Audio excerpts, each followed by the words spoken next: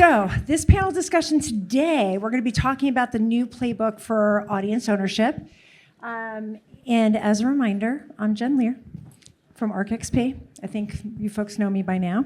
And this topic obviously is very near and dear to all of us because as you've seen throughout this whole entire day today, we've pretty much talked about audience all day. And we've talked about, different ways of reaching audiences, using different technologies, using different tools. But really, I think it's time to talk to some of our experts that I have joining me here today on their perspectives about audience ownership. And so there's three different categories that we're going to be covering today that I'm going to ask our experts to weigh in on. And the first is to basically how to break through barriers. That really is this is more of an internal question. So how do you break through barriers internally or even on the customer side? And how do you talk to partners and customers about breaking through those barriers? Then how do you use AI and personalization to build real audience and trust? And then what bold moves can you make in order to, and this is my new favorite term, rented reach. So we talked about that the other day. I love that new term. So basically how we can actually make that into lasting relationships. So just not in the given moment, getting that attention just for, that day, that article, that content. So let's get started. We have three amazing panelists with probably three very different perspectives, which is the reason why we have them up here today. But first, let's get started with introductions. So tell me your name, where you're from, and also a question for you to start off with is, what does audience ownership mean to you? And so these are three different perspectives, so I think this is all going to resonate with everybody here. Who wants to go first? All right, we'll start down here. I'm Christian Ross. I work for the Deseret News, where I'm the Vice President of Product and Technology, and I'm based out of Salt Lake City. The Deseret News is a news organization that's been around. We're celebrating our 175th anniversary this year, so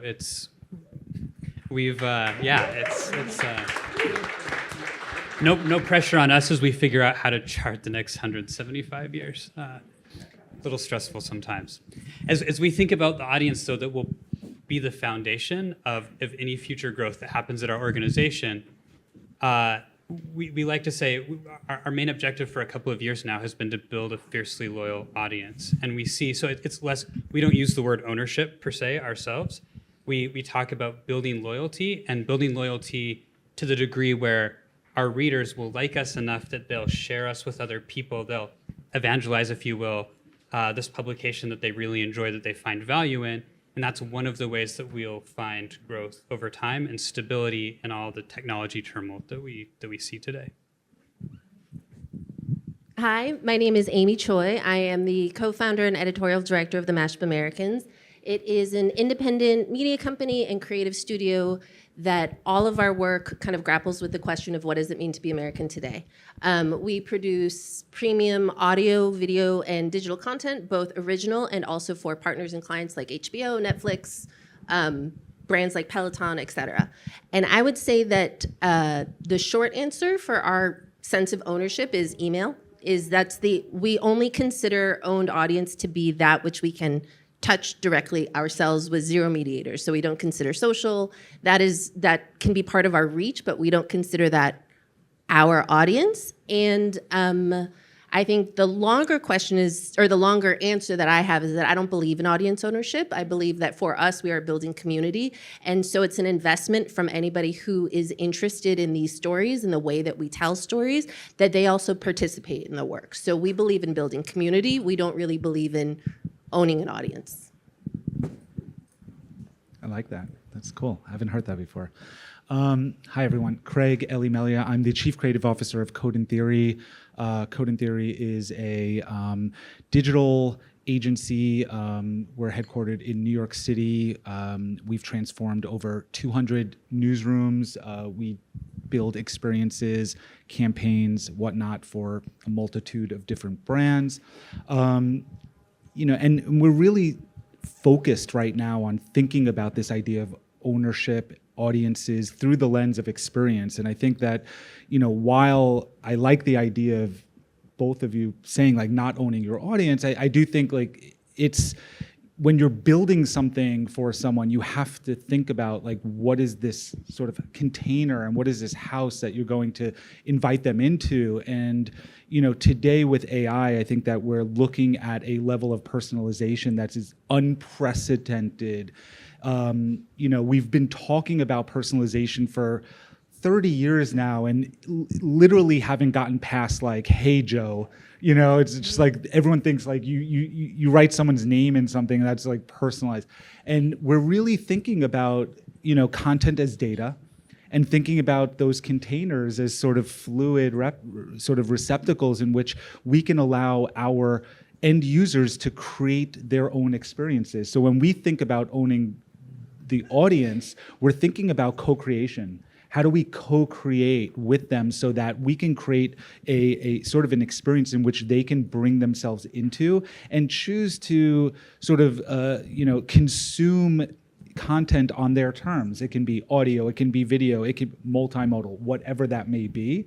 So that sense of ownership, I really think, is co-ownership of the experience between the publisher and the audience themselves. So still ownership, it's just co-ownership.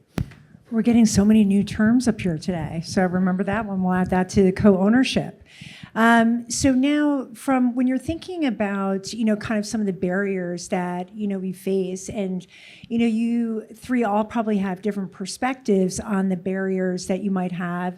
Christian, yours might be a little bit internal and then also external. Amy, you have, a new business, kind of that has been starting up. And, Craig, you're working with partners and customers. So Craig, let's start with you and talk about, when you're working with a customer or a partner, what is like the biggest barrier? Is it cultural? Is it structural, technology? Like, what do you run into most often that you have to advise and help them overcome these challenges to really be able to understand, of how they can put a plan in place to execute on this audience co-ownership? It's a good question. It used to be technology. It used to be cost, time, the limits of technology. No longer the case. It's people. It's just organizational, right? Like, how do you get people to understand how to break down the silos, understand sort of the accretive value of actually sharing data with one another, and understanding, how to build something together internally versus very sort of siloed BUs that are all kind of focused on building their own little fiefdoms. And, for us, it really does boil down to this idea of organizational change and helping organizations, some of the biggest brands in the world, figure out how to just think differently, and think differently about the things they're building, and sort of think differently about how they go, how they tackle things like compliance or PII or whatever it may be. There's so many different things to knock down, but I think today we're sort of empowered. There's really nothing holding us back except ourselves. And I think that organizations really have to look at the technology and understand the value that they can create with it, and really kind of use creativity as a business driver. I think, when everyone has access to the same technology, creativity really is the only differentiation, right? And so we can all get our hands on AI. We can all get our hands on really interesting models and features and functions and back ends and front ends, but without creativity, you can't really differentiate yourself from anyone else. It all becomes commodified. It's interesting that, kind of the first thing was the people, and I think we've all kind of experienced this within our own organizations or working with partners and customers. But, usually, when we talk about change, internally, it's, people kind of reflect back on the days of, McKinsey and Deloitte and Accenture and doing change management, but we don't have that kind of time. So how do we orchestrate that change without having, some of what is the traditional old kind of change management methods to get people to wrap their heads around what these new strategies and tactics are? I mean, go for it. Oh, well, I was just going to say that you say people are the barrier. I'm probably the barrier in my own organization. But I do think that we had this conversation earlier about like, I don't come from my company is not a legacy media company. It did not come built in with all of this infrastructure or this technology. I do come from a legacy media background. I am 46 years old. Somewhere earlier, Matt, Kim, somebody here. I'm also a graduate of the Medill School of Journalism from 2001, which you can imagine, like many people in my cohort and in my class of journalists, we have been laid off from every legacy media job that we've ever had, right? So everybody I know in New York media that came up with me, we were laid off by The Atlantic, The New Yorker, The New York Times, like all the, right? So for us, when we started our company, we knew that we didn't need to abide by those rules. And the great benefit of it was that we could play when it came to audience. And so I think the greatest obstacle that we find is often with our clients for whom we're doing content work for them. But I think actually that right now, people are so afraid when you say the words AI, and I like would count myself occasionally among them. But my perspective has been shifting a lot due to what you're saying, Craig, is that like, if you actually believe that human beings are something different than like the sum of our actions, then AI is just a way for us to do some things easier, and then it frees us up to have human creativity. And it frees us up to have human engagement, human interactions, and I don't actually really believe in hyper-personalized content. We were joking earlier, but I actually think a great challenge in our media landscape right now is that we are so fragmented that none of us live actually in a consensus reality. And so there has to be some sort of baseline of information that everybody gets fed the medicine to. That said, with us, not being part of a legacy institution in which we can get to make some of our own rules, like we believe in live gatherings. We believe in settings like this in which people actually get to come together. And we actually think that the amplifiers that are out there for the actual story can be so broad and wide in ways that we haven't yet tapped into, that the audience is literally everywhere you go. As the problem is that I think with a lot of content that is out there now that is so boiled down and goes down to the lowest common denominator, is that why would they seek out original story if the stories are bad?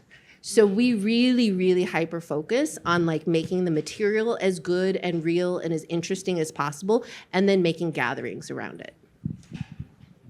It's very interesting. And I think also, too, I mean, Christian, you're probably legacy media on this stage, right? 175 years this year, right? However, I mean, I've been to your office, I engage with your team, and I would not categorize the way that you act, the look, and the feel as being legacy. So how were you guys able to accomplish that? Yeah. So I would say that the disruption that we're all facing right now has actually been a clarifying event that's helped us to make sure that everybody's on the same page and marching forward in the same direction. In the past, old journalism mindsets like this is about what the editor thinks is important. This is what about the reporters want to report on. When people see how starkly challenging the environment is that we're working on right now, they're a lot more willing to collaborate with you, at least in my experience, and it is a lot easier to drive consensus if consensus is what you need in your organization. It's a lot easier to get people on board. So on the editorial side, for example, and this isn't a silver bullet, but there's been a lot of focus in our newsroom, like many of yours, on user needs and really thinking about the reader intent when they're going to consume something. So before I start writing something as a reporter, I'm thinking about how, like, what need is this accomplishing for my audience? And is this the right mix of user needs that we're filling over the course of the day? Again, not a silver bullet, but that sort of audience first mentality is not something that historically most companies like ours have been super, super good at. And then on the technology side, we made a mistake like many others in focusing on junk traffic and page views at any cost for longer than we probably should have. And so again, this has been a clarifying opportunity. if there were stakeholders or board members who were like, oh, page views is the ultimate number, people can't say that anymore. And so that's actually given us an opportunity to reinvent ourselves, reinvent the way we think, and aim everybody in the same direction. And there's another kind of term or saying that came up earlier today from, I think it was from Daniel from Mad Sack, of calling it traffic trash.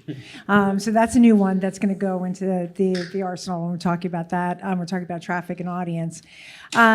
So let's get back a little bit to talk about, our other favorite topic, AI, and then also go back to, kind of personalization as well, too. But it's more so of like what is actually working with AI and with personalization. And they don't have to be necessarily together, or they could be separate, but what have you seen to be effective? And I mean effective in the sense of, you really want to be able to engage your audiences in a way that, and in Amy, in your case, it helps continue to build community, right? But then also, for, some of the customers, Craig, that you might work with, like, how can they use these tools, to personalize for their audiences? And then, Christian, obviously you're building, kind of on your side as well too. But what have you seen, whether it's a strategy or, a specific tool that you're leveraging that's you've seen success with? I mean, I think the question is, what haven't we? Yeah. And so, look, internally, it's completely reshaped how we work, our processes, our workflows. We can do things so much faster, so much more efficiently, frees us up to really focus on more strategy, more creativity. We build some of the most used experiences. I mean, we build like the NFL app and website, right? Like you can think about a billion people using this thing, not just every Sunday, every single day, right? And so we're constantly thinking about how do we sort of use AI to either make spending more time valuable, or when somebody doesn't need to spend, like how can we save them time, right? Like how can we get them to not fill out another form? How can we get them to not click something that they don't need to click, right? So when you think of like sort of the two vectors of an experience in time spent, time saved, so where we want to make time spent like super valuable and really interesting, and look, I at this point, the cat's out of the bag, right? Like you're not competing against your category, you're competing against the best experiences in the world. So anyone that has ever touched ChatGPT,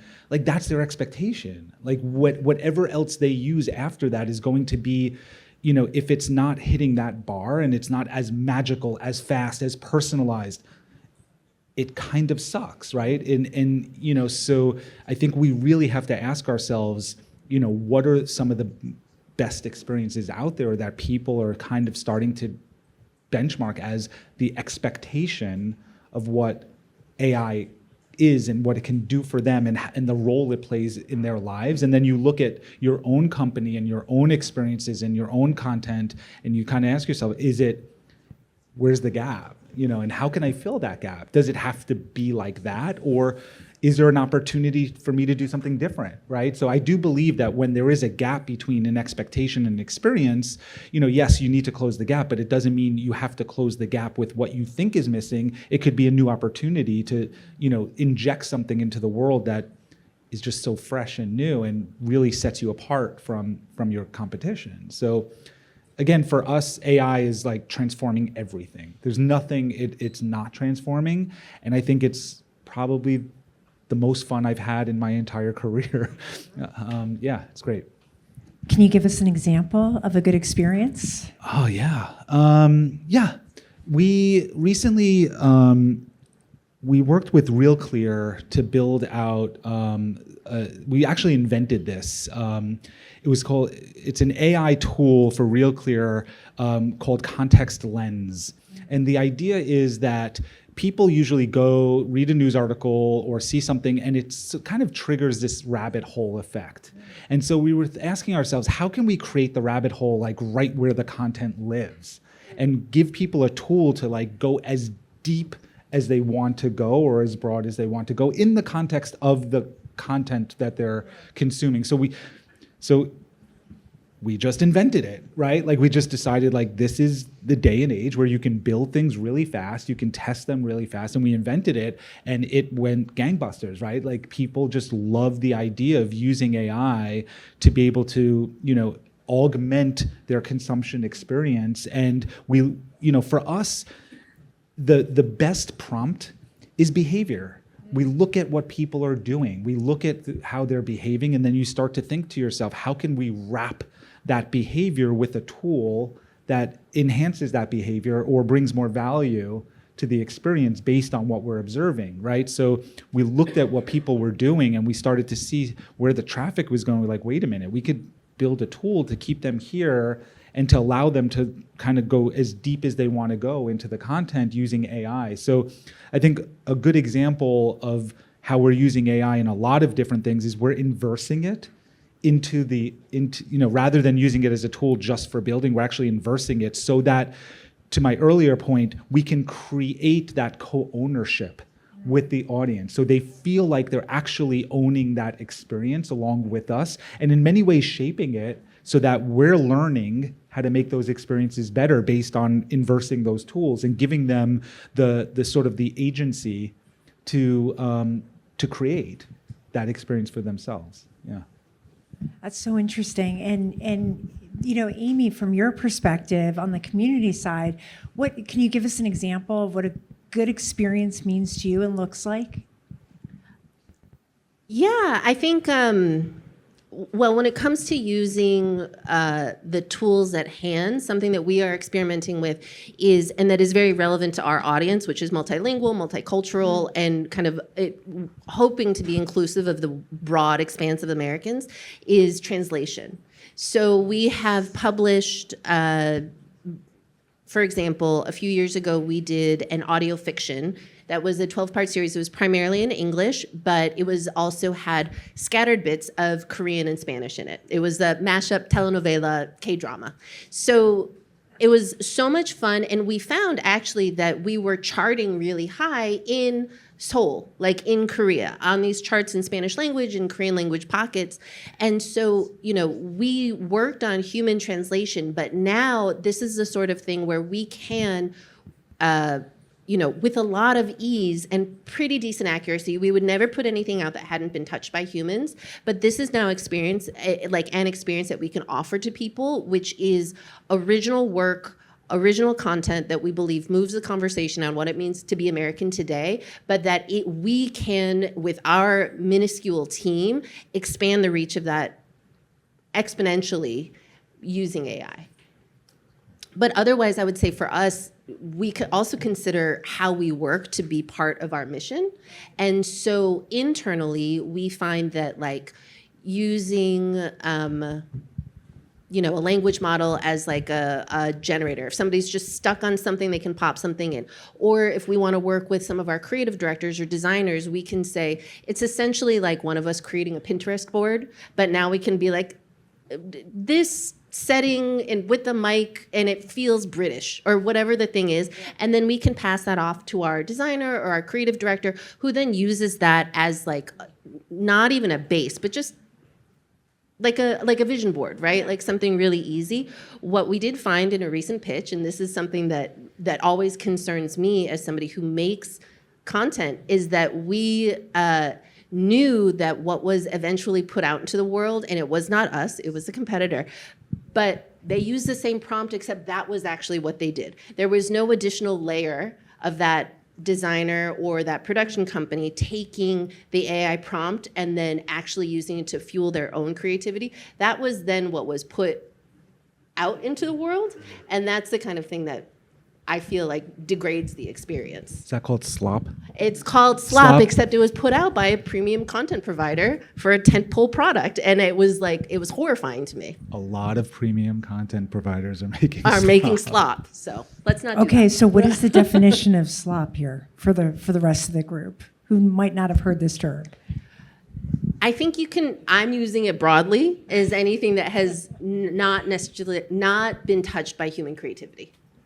But I also think that there's a lot of slop anywhere you look on social media. There's what is actually maybe more disturbing is that the slop is getting visually better. I don't think the ideas are getting better. But when people can't actually tell the difference between what is AI generated and what might be their favorite content creator, it's very disturbing. In our field, like, we have been approached probably now 100 times by people who want to use our catalog and our clients' catalogs of voices as training models, and we say no every single time.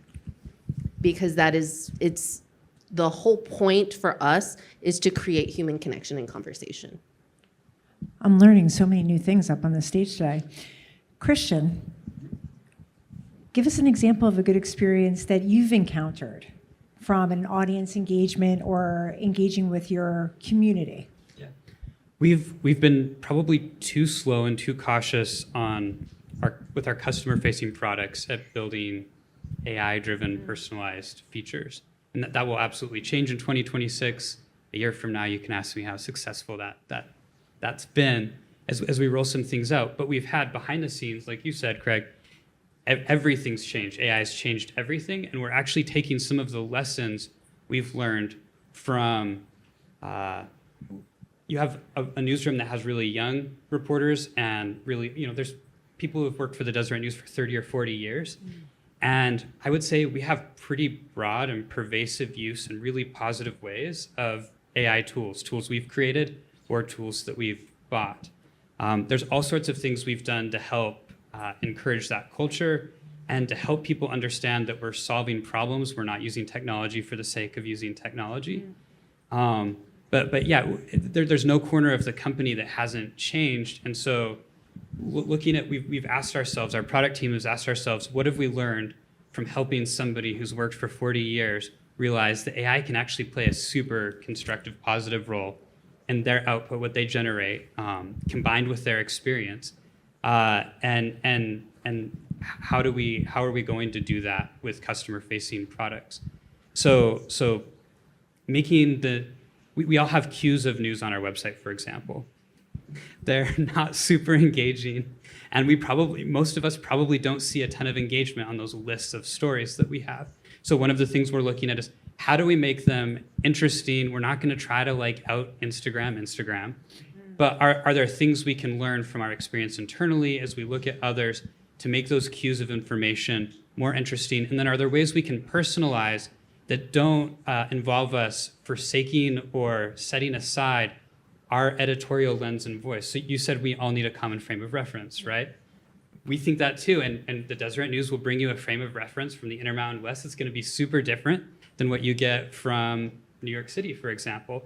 And so how do we preserve that? How do we keep elements of a prescriptive approach so that we're sharing that prism with the world while still giving people the opportunity to say, oh, maybe I want to see a little bit less Utah sports or a little less of that. So that's the way we're looking at it and trying to think about using some of these new tools and technologies in combination with other data that we have to create good user experiences. Very good perspectives and good examples of experiences. And I think we're almost running out of time. But before we go, I would love to hear kind of your words of wisdom or advice that you can give the audience here today. I mean, we have a huge global audience, media and broadcasters and publishers from around the world. So what advice or, words of wisdom or words of encouragement you could give them as they, go back home to their offices and share what they learned here today? I'll start. And I promise I'm not a negative person. I really believe in the tools of the future. I would say that the things that really that I believe will carry us forward, especially in the light of I think this media, I'll call it a crisis. I think that there is a crisis at hand, is that in a time when CBS News is considering eliminating their standards practices and their standards department, that lowering our standards is not it.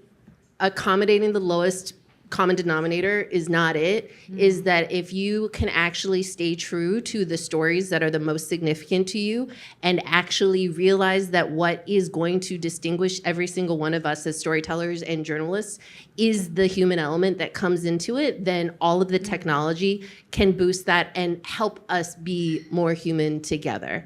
And I think, we had a question in the prep docs of like, what is our prediction for the next 5 years?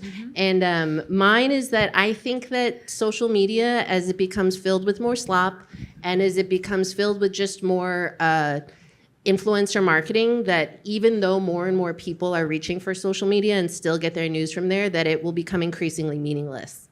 And I think that we have to find new channels and new ways to engage with our audience.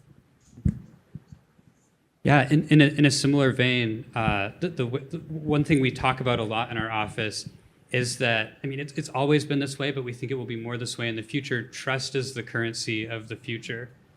We are already news publishers. We publish premium content, well-researched, well-thought, if it's opinion, hopefully.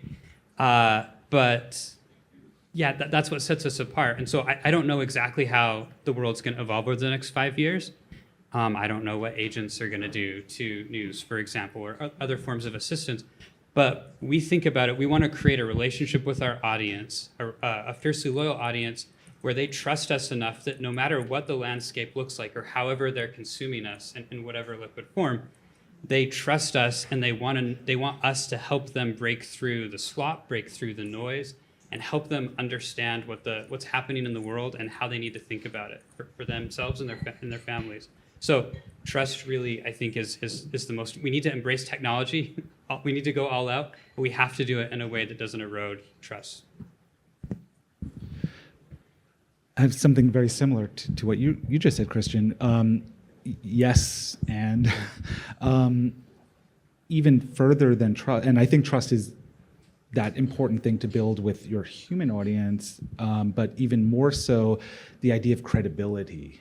And credibility is sort of a hot term today. It's taking on this new sort of definition where credibility doesn't necessarily mean being credible, but it actually means like really demonstrating to the AI overlords that you understand what you're talking about and you understand what you're doing and that you are a credible organization. So you can no longer get away with like just doing one thing, because what these AI sort of like agents are looking for is in terms of credibility is like, how credible are you in order to say the thing that you're saying? And not only are they looking at you as an organization, but they're also looking at the world and how credible the world thinks you are, right? So the content you're publishing and the things you're saying and the moves you're making and the signals you're putting out there all sort of like ladder up into this idea of credibility. And we all know in this world, like that is the scarcest sort of thing out there, right? Credibility is like really, really hard because, like perception is everything and people will see you in whatever lens, you're sort of like being put through. So the idea of like understanding what credibility means to you and your organization and really building towards and what I think credibility forces us to do is like think more holistically, right? And think, you can't just get away with doing one thing. And, it's sort of putting our feet to the fire and it's forcing us to have to really like take a hard look at the organization we're in and the kind of things we're saying and the things we're doing. And just like, like in the past 30 years, you could not survive without Google indexing your site. Like you couldn't survive without a pay to play sort of strategy in both like organic and paid. That's all gone. Forget that. Now it's all about like literally investing in your own credibility and building that to the degree in which you're now competing for the attention of machines that are now sort of determining whether or not you can even have an audience, right? So it sounds scary, but like when you think about it, it's actually really invigorating because it's clear what needs to be done. Like it's sort of clear, and like I think we all have to figure out for ourselves what we need to do, but it's clear like there's a lot of work to be done, and that's exciting. That's really exciting. So I think about credibility and think about your credibility and the credibility at large, and I think that you'll be okay. I mean, that's a great point, especially in today's day and age where, credibility, trust, you can get exposed very quickly and very publicly if you don't have those core characteristics. And that could just really completely ruin reputations and brands that, spent many, many years building. But with the advancement of technology, it can also take it down very quickly in a couple of posts and a couple of articles. So those are all like other, things that, to keep in mind when we're thinking about, kind of how we engage with our audiences is the trust, credibility, and community, which is super important. I want to thank our wonderful panelists today, Craig, Amy, and Christian. Very, very wonderful topics. Different perspectives, different organizations, and I'm sure for a fee at happy hour, they will answer some of your questions. If you need any support or any help, they'll be available after 5 p.m. today at the bar. Thanks, everyone. Thank you.